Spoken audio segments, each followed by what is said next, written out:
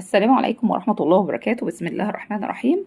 وعدتكم ان شاء الله ان انا هقول لكم طريقة حلوة قوي للقسمة من غير ما يكون طفلك حافظ جدول الضرب.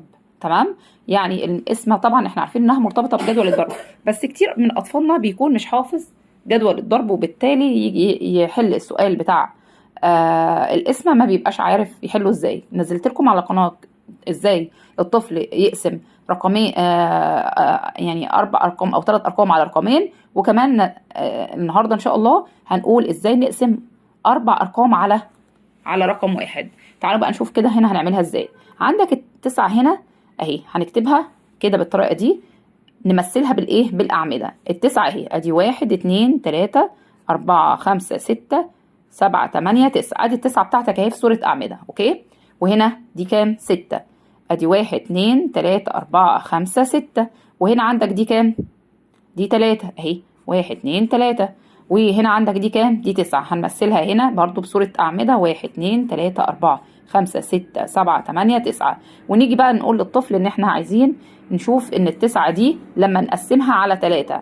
يلا كده بص أهو، أهو قسمها كده على 3، هيبقى معاك إيه؟ هي دي.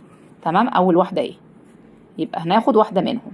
يلا قسم لي الستة دي على 3، هيقوم مقسمها كده بالتساوي، يكونوا الأعمدة هنا قد هنا قد هنا. هنقسمها على 3 بالتساوي لأن احنا بنقسم على 3، فهيدينا ايه؟ يلا واحدة منهم اهي. تمام؟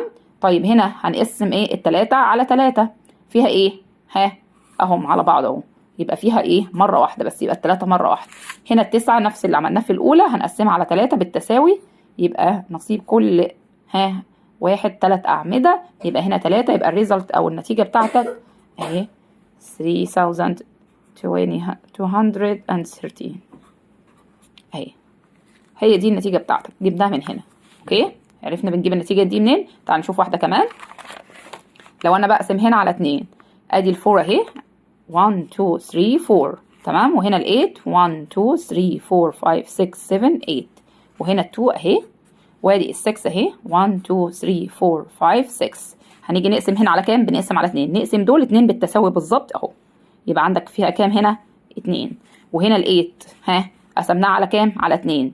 يبقى دي ال8 اهي، او قسمناها على 2 بالتساوي، يبقى هنعمل كده. يبقى هو ده الحل بتاعك. يبقى ايه لما نقسمها على 2؟ يبقى فيها 4.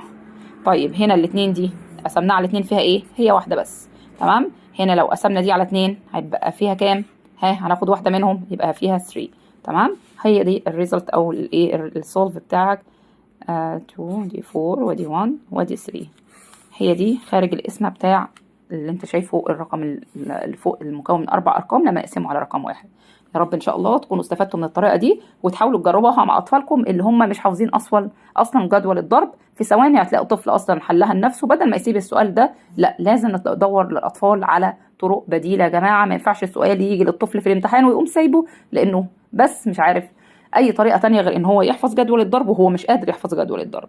فدي وسيلة مساعدة ان هو يحل المسألة بسهولة. وزي ما قلت لكم الاسم على الارقامين نزلت على القناة، تقدروا تشوفوا الطريقة. واقول لكم السلام عليكم ورحمة الله وبركاته.